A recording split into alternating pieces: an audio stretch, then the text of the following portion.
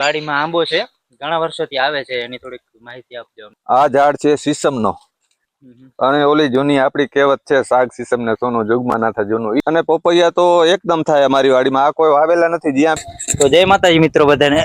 આપણે છે ને મામાના ઘરે આવ્યા છે ને, મામાએ છે ને ઘણા વર્ષોથી છે ને આપણે શાકનો બગીચો બનાવેલ છે, એટલે શાકના બહુ ઘણા બધા ઝાડવા વાવેલા છે. તો આપણે એની થોડીક માહિતી લઈએ, વિગતવાર થોડુંક જણાવો અમને શાક વિશે, એનું વાવેતર ક્યારે કરેલ છે, શું? હા, શાકનો વાવેતર લગભગ 5 થી 6 વર્ષથી આ વાવેતર કરેલો છે. બરોબર છે. કેટલા ઝાડવા વાવેલા છે તમે? આશરે 450 થી પોણા 500 ઝાડવા જેટલા વાવેલા છે. બરોબર છે. અને આના રોપા ક્યાંથી તમે લઈ આવ્યા છો? આપણે નજીકથી થોડુંક બતાવી. હા, આના રોપા કંપનીવાળાથી થ્રુથી મગાવેલા હતા. બરોબર. અને અહીંયા આવીને રોપણી કરી જાય કે આપણે વાવવા પડે? નહીં, બધું બતાવી જાય કે એટલા ફૂટ ઉપર વાવેતર કરવાનું. ટૂંકમાં 7.5 ફૂટ ને અંતરે એક છોડ રોપવાનું. હા, 7.5 ફૂટ છોડ બાય છોડ નું અંતર 7.5 7.5 ફૂટ અંતર રાખવાનું. એટલું એવી રીતે વાવેતર કરવાનું. બરોબર છે. આને પિયત કેટલા ટાઈમે આપવાનું હોય પાણી? 10 દિવસે એક ફેરે પાણી આપો તો પણ ચાલે. બરોબર છે. આપણે થોડોક અંદર વયા જઈએ એટલે શું છે કે વ્યૂ સારો આવે. હા, 10-15 દિવસે પાણી આપો એમ? હા, બરોબર છે. અત્યારે આ જે હાઈટ થઈ ગઈ છે આ ઝાડવાની ઉપર હા. આ કેટલી ઉંમરના થયા છે? કેટલા વર્ષના થયા હશે? 5 થી 6 વર્ષના થયા છે, અને એની ઊંચાઈ 35 ફૂટ જેટલી થઈ ગઈ છે. બરોબર. અને હજી 40 થી 50 ફૂટ જેટલી ઊંચાઈનું એનો એવરેજ હોય. એવરેજ હોય, બરોબર છે. હવે આ તમે જે છે આની નીચે અહીંયા ડાળિયું કેમ નથી? એ તો થોડી થોડી જેમ ઊંચાઈ થાય એમ સાઈડમાં જે થાય ડાળી કાપવી પડે. બરોબર છે. અને અત્યારે આ ડાળિયું છે ઈ કાપવાનો ટાઈમ ક્યારે આવશે? હવે ક્યારે કાપશો? હવે તો વરસાદ બંધ રહીએ એટલે પછી કાપી નાખવાની. એટલે હાઈટ ઉપર વધારે વહી જાય. એટલે ઊંચાઈ વધારે વધે. બરોબર છે. અને અત્યારે ભાવમાં શું રહેતું હશે આનું? ભાવમાં એવું છે કે આપણે ઘન ફૂટના હિસાબે એનો ભાવ હોય. એનો થડ પટ્ટીથી ઘુમરે 3 ફૂટ થાય, એટલે પછી આપણે આ ઘન ફૂટ એટલે આમે ફૂટ ને આમે ફૂટ? થડમાં પટ્ટીથી ઘુમરે માપવાનું. 3 ફૂટનો ઘુમરો થઈ જાય એટલે એનો વેચાણ થાય. ટૂંકમાં ઘન ફૂટના 3 ફૂટનો ઘુમરો થાય એટલે. બરોબર છે. એટલે એ પાકી ગયું છે. બરોબર છે. અને અંદાજિત આનો અત્યારે માર્કેટમાં ભાવ શું હશે? 1200 રૂપિયા ઘન ફૂટનો ભાવ હોય. 1200 રૂપિયા. બરોબર છે. તો આપણે 500, પોણા 500 જેવા છોડ છે.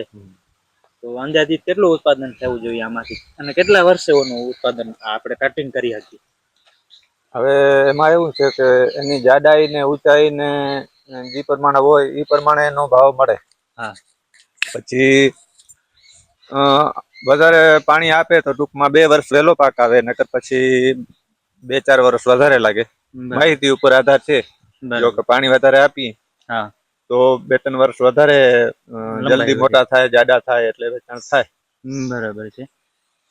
અને આ કેટલા વીઘામાં તમારું વાવેતર છે અંદાજિત? 1.5 વીઘામાં. 1.5 વીઘામાં પોણા 500 થડ આવી ગયા એમ ને? બરોબર છે. બહુ સરસ વાવેતર કરેલું છે બગીચાનું. અને આપણે એકદમ ઘટાદાર વર્ગ થઈ ગયા છે શાક, અને ક્યાંય આમ તડકો પડતો નથી, એટલો છાંયો છે નીચે તમે આમ જુઓ તો. ઓકે, તો તમે અત્યારે આ 1.5 વીઘાનું વાવેતર કર્યું છે, એના સિવાય તમે બીજું શું વાવેતર કરેલ છે વાડીમાં? વાડીમાં મગફળીનું વાવેતર કરેલ છે. બરાબર. મગફળી કઈ મગફળી વાવો છો? 22 નંબર મગફળીનું વાવેતર કરેલ છે. 35-40 વીઘાની મગફળીનું વાવેતર કરેલ છે. 22 નંબર. એ પણ સારી છે માંડી. હા, હા. અને એનો ક્યારે હવે પાકવાનો ટાઈમ છે? 15 થી 20 દીમાં હવે ઉપાડવાનું ચાલુ થઈ જશે. કમેન્ટમાં કહેજો કે આ બાગાયતી પાક તમને કેવો લાગ્યો. અને મામા સાથેનો ઇન્ટરવ્યુ હતું. આપણે હજી થોડાક આ બાજુ ઘુમરો મારી. હવે મામા તમારું થોડુંક પરિચય આપી દો, તમારું નામ અને એડ્રેસ થોડુંક જણાવી દો અમને. હા, મારું નામ છે રાજપર આલા દમા ગઢવી, ગામ ગોલણ શેરડી, બરોબર. ખંભાલિયો તાલુકો, જિલ્લો દેવભૂમિ, દ્વારકા. બરોબર છે. કોઈ પણ વાડી વિસ્તારમાં રહેણાંક છે અમારી. બરોબર છે. રાજપરભાઈ મારું નામ છે. હા, બરોબર છે. અને કોઈ પણ ભાઈને જો માહિતી જોતી હોય તો તમે અહીંયા આવીને રૂબરૂ વિઝિટ કરી શકો, અથવા તો માહિતી મેળવી શકો છો. આંબો છે, ઘણા વર્ષોથી આવે છે એની થોડીક માહિતી આપજો અમને. હા, આંબો 7 થી 8 વર્ષથી નો વાવેતર કરેલ હતો આંબાનો. એમાં બહુ સારામાં સારી કેરી આવે છે અને સારામાં સારા જાત છે. બરોબર. કેસર જ છે? કેસર કેરી આંબાનું વાવેતર કરેલ છે. લગભગ 8 થી 10 આંબાનો ઝાડવા છે મોટા. બરોબર. સારામાં સારી કેરી આવે છે. આંબા સાથે બીજું? પછી 11-12 નારિયેળીના થડનું વાવેતર પણ કરેલ છે. નારિયેળીના ઝાડ 10-12 વાવેલ છે. બરોબર. એ પણ સારામાં સારા આવે છે નારિયેળ. હા હા. પછી ચીકુના ઝાડવા વાવેલ છે. 4 ઝાડવા ચીકુના વાવેતર કરેલ છે. પછી આ ઝાડ છે સીસમનો. સીસમનો ઝાડ બહુ સારામાં સારો છે. સીસમના ઝાડ 17 થી 18 વર્ષથી વાવેલો છે. અને ઓલી જૂની આપણી કહેવત છે, શાક સીસમ ને સોનું જુગમાં ના થાય જૂનું. ઈ ઝાડવો પણ અહીંયા વાવેલો છે આપણી વાડીમાં સીસમ. ખૂબ સરસ. પછી દેશી આંબાના વાવેતર પણ કરેલ છે. 2-4 ઝાડવા અહીંયા બાજુમાં જ છે. દેશી આંબા એટલે તમારા ઘરના જ ને? હા, ગોટલીથી વાવેલા? હા, ગોટલીથી વાવેલા છે. કલમી છે પણ આંબા એ ખૂબ સારા આંબા છે. હા, આ દેશી આંબાનો આ 2 ઝાડવા છે. એ ખૂબ સારા છે. હા, અને પોપૈયા તો એકદમ થાય અમારી વાડીમાં. આ કોઈ વાવેલા નથી. જ્યાં બી ફેંકીએ ત્યાં પોપૈયા ઉગી જાય અને ખૂબ સારામાં સારા આવે છે.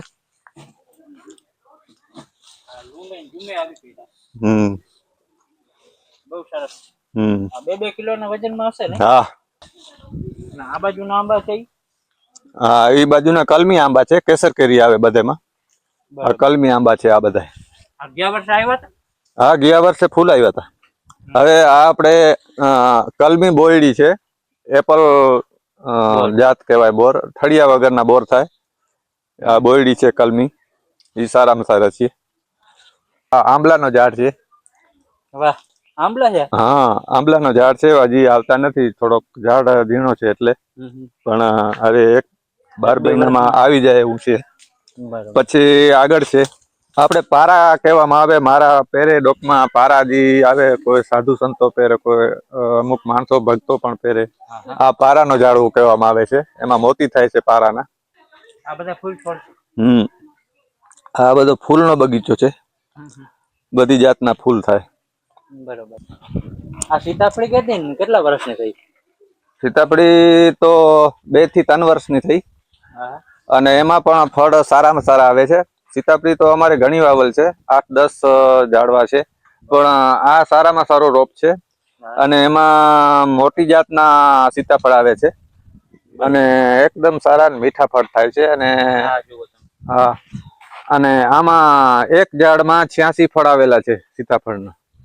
નાનું હતું તો? હા, અત્યારે 86 ફળ આમાં આવેલા છે. અત્યારે છે? હા, અત્યારે છે. બહુ સારામાં સારું છે સીતાફળનું ઝાડ.